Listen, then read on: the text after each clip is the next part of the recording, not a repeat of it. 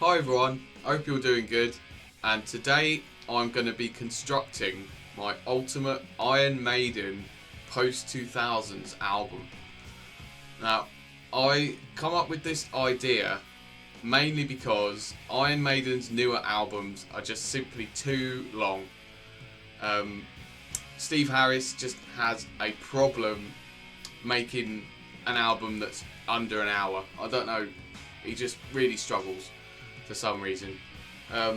However, as I've been listening to quite a lot of the newer albums over the last year or so, I've come to think that there are actually a lot of really good songs, but sometimes I think they might get a little bit sort of faded away with how long the album is.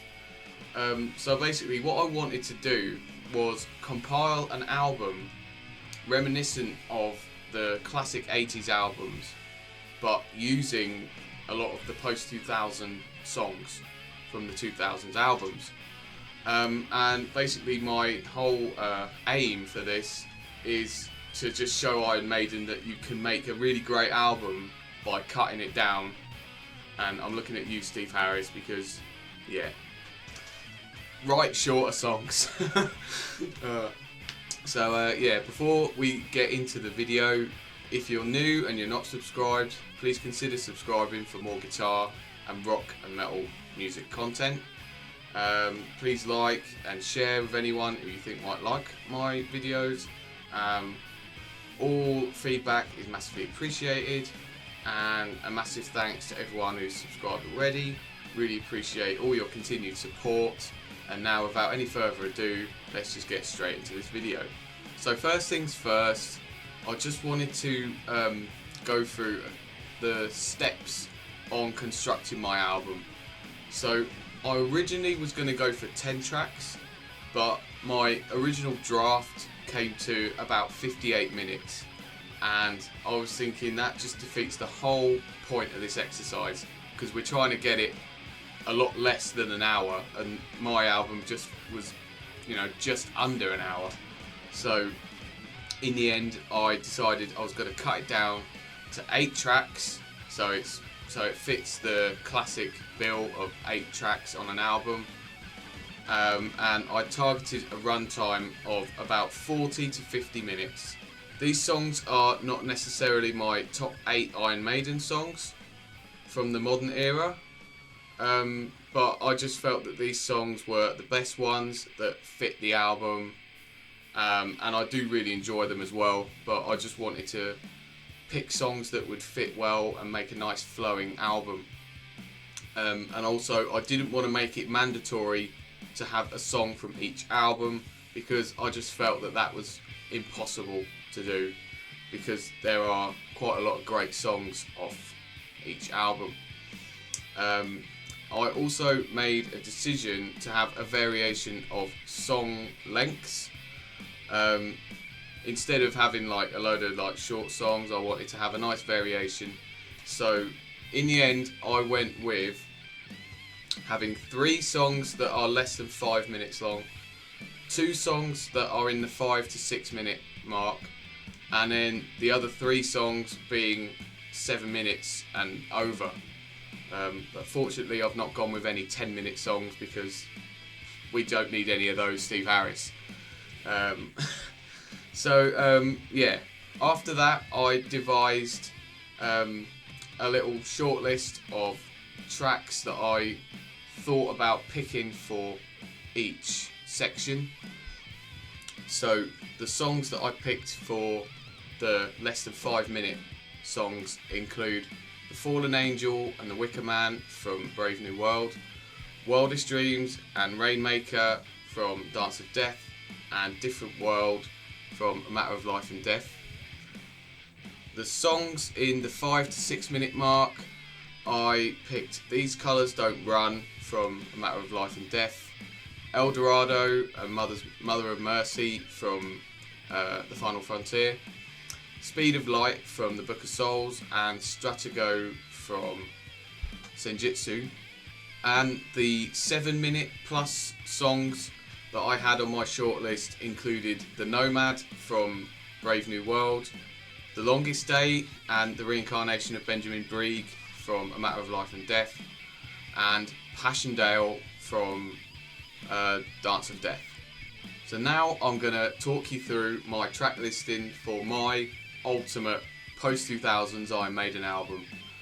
And my album just comes in just shy of 48 minutes. It comes in at 47 minutes and 53 seconds according to Spotify. And it opens up with The Wicker Man from Brave New World, written by Smith, Dickinson and Harris. I thought this was just the perfect song to start the album. It's energetic, it's got that high tempo, it really just comes out the gate strong. And I wanted a nice 1-2 punch, so for track 2 I went with Rainmaker from Dance of Death, which was written by Dickinson, Murray and Harris. And again, I just really enjoy that song. It's really up-tempo. It kind of reminds me of like a little bit of like Invaders, even though it doesn't sound like that. But it's just got that high tempo start that I just wanted for this album. I wanted the energy to be there straight away. And then I wanted to slow it down a little bit for the third song, and I've gone with The Longest Day from Matter of Life and Death, which was written by Adrian Smith, Bruce Dickinson and Steve Harris. And yeah, this is one of the longer songs, and I just felt this was a nice little break of pace because it's not as high energy and fast pace. And I just always really enjoyed this song. It's one of my favourites off Matter of Life and Death. And then the first side concludes with Speed of Light from the Book of Souls. And this was written by Smith and Dickinson. And I've got to give credit to Paul DeVito here because he did a cover of this song and I loved it so much that I thought I've got to check it out. And when I checked it out, it was a dead cert for this album because I absolutely love the song. So yeah, I've got to give credit to Paul there for playing it, and because I'd never heard it before, and it's just an awesome song, really awesome riffs throughout, and one of my favourite Iron Maiden songs of the modern era. Side 2 kicks off with another fast-paced song that's a bit of a high energy song. I've gone with The Fallen Angel from Brave New World, that was written by Adrian Smith and Steve Harris.